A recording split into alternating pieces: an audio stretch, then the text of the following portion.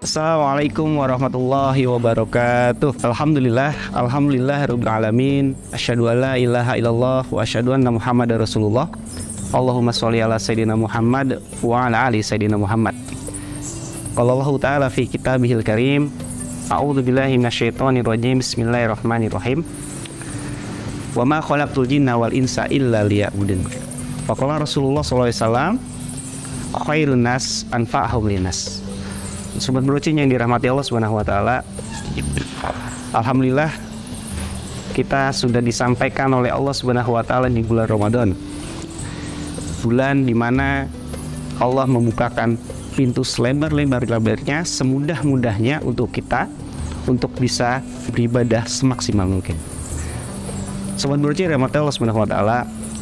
Kita sebagai seorang manusia sudah seharusnya bersyukur kepada Allah Subhanahu wa taala karena Allah menyampaikan kita di bulan Ramadan. Kenapa? Karena sesungguhnya Allah memberikan kita kesempatan untuk bisa menjadi pribadi yang lebih baik. Seperti bagaimana Allah Subhanahu wa taala memberikan kesempatan kepada banyak orang mukmin muslim ya untuk bisa sampai di bulan Ramadan. Maka sudah menjadi kewajiban bagi kita untuk kemudian kita memaksimalkan potensi kita di bulan Ramadan. Sobat Brocin yang dirahmati Allah Subhanahu wa taala, merujuk pada ayat yang tadi saya baca di awal ya. Surat Az-Zariyat ayat 56. Disitulah Allah menunjukkan kepada kita sebenarnya apa sih yang menjadi tugas kita di muka bumi. Wa ma khalaqtul jinna wal insa illa liya'budun. Sesungguhnya Allah menciptakan jin dan manusia untuk beribadah kepadanya atau untuk beribadah kepada Allah Subhanahu wa taala. Sobat Brocin sekalian, dari ayat tersebut kita bisa mengambil hikmah atau kita bisa mengambil sebuah pelajaran ya, bahwa sesungguhnya kita hidup di dunia ini untuk beribadah kepada Allah Subhanahu wa taala. Beribadah itu ada dua gitu ya. Ya, beribadah kepada Allah ya, itu ada dua. Yang pertama adalah hablum minallah dan yang kedua adalah hablum minannas. Beribadah ya, menjaga hubungan kepada Allah Subhanahu wa taala, menjalankan perintahnya dan menjauhi larangan-larangannya. Kemudian itu dilengkapi dengan hablum minannas, menjaga hubungan kita terhadap sesama manusia. Pada kesempatan ini saya akan sedikit mengupas tentang bagaimana kemudian kita memanfaatkan momentum bulan Ramadan ini menjadi momentum kita bisa menjadi seorang pribadi yang soleh secara sosial. Apa sih soleh secara sosial itu? Ini sebuah kisah pada zaman Rasulullah SAW, yaitu mengisahkan tentang sahabat Utsman bin Affan. Pada waktu itu ada dua buah sumur yang dimiliki oleh seorang Yahudi. Gitu.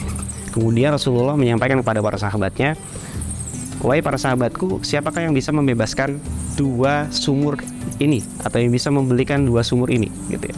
Kemudian sahabat Utsman bin Affan menyampaikan, saya bersedia ya Rasulullah. Kemudian bernegosiasilah Utsman bin Affan dengan pemilik Yahudi tersebut. Wahai orang Yahudi, engkau lepas berapa sumur ini? Gitu ya. Aku akan beli, gitu ya. Dan Yahudi ini kemudian bersikukuh tidak mau melepas, gitu ya.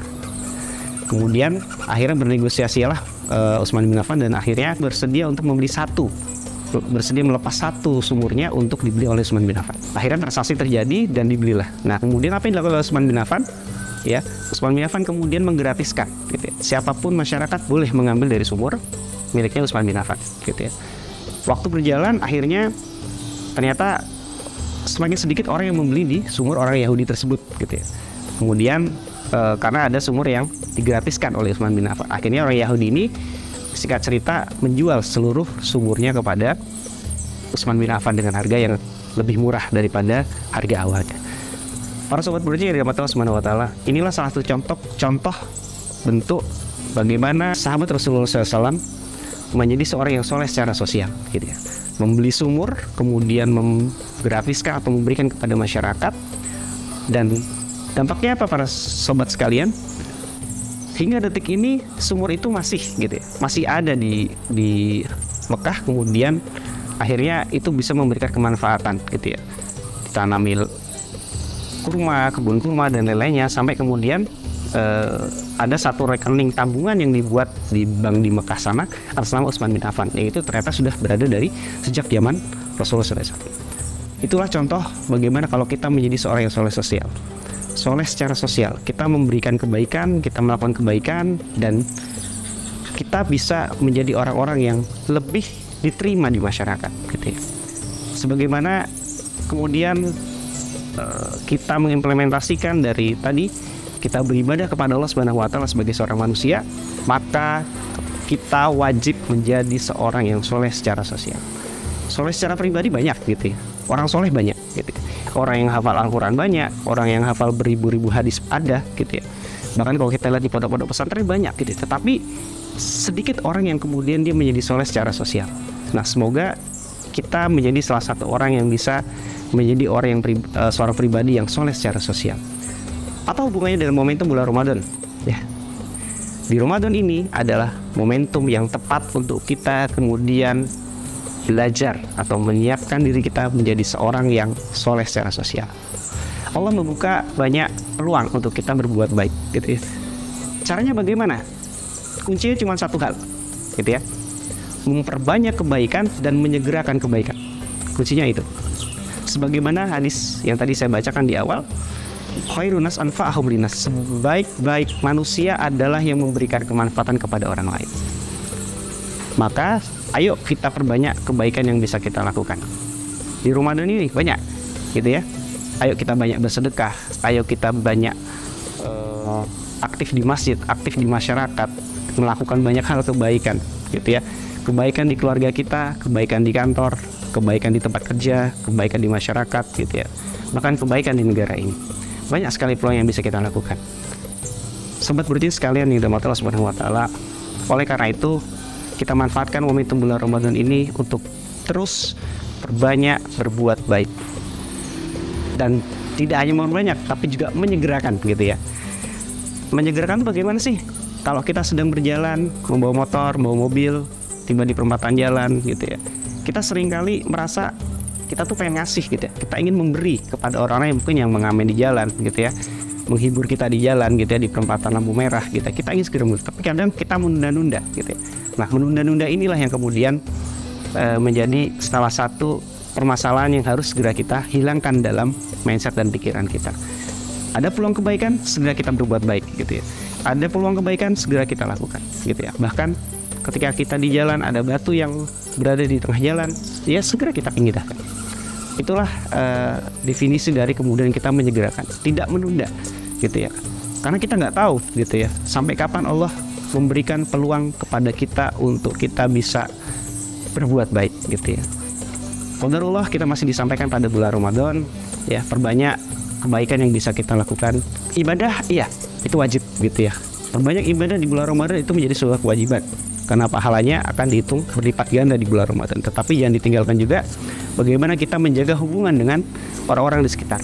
Jadikan kita orang-orang yang seorang pribadi yang soleh secara sosial. Kenapa? Karena kita berharap, ya, ketika kita menjadi orang yang soleh secara sosial, maka masyarakat akan merasakan kebaikan dimanapun kita berada. Dimanapun kita berada, kita bisa menebar kebaikan. Dimanapun kita berada, masyarakat akan mengenal kita, gitu ya. Akan mengenal kita karena apa? Bukan karena keburukan kita, tetapi karena kebaikan kita. Sobat Burutin dari Allah Subhanahu wa Ta'ala, terakhir bahwa momentum Ramadan jadikan momentum bulan untuk menjadi pribadi yang soleh. Soleh tidak hanya soleh secara pribadi, tetapi juga soleh secara sosial.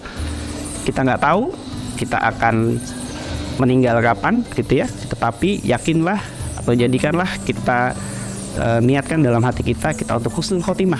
Salah satu untuk husnul khotimah adalah apa? Ketika kita nanti dipanggil oleh Subhanahu wa Ta'ala, maka banyak orang yang menangis, banyak orang yang merasa kehilangan atas kepergian kita. Nah, semoga kita menjadi pribadi-pribadi yang soleh secara sosial, tidak pernah lelah berbuat baik, tidak pernah lelah menebar kebaikan, dan semoga bulan Ramadan ini menjadi momentum kita untuk kemudian kita menjadi seorang yang soleh, tidak hanya secara pribadi tetapi secara sosial. Wallahu a'lam bishawab. Assalamualaikum warahmatullahi wabarakatuh.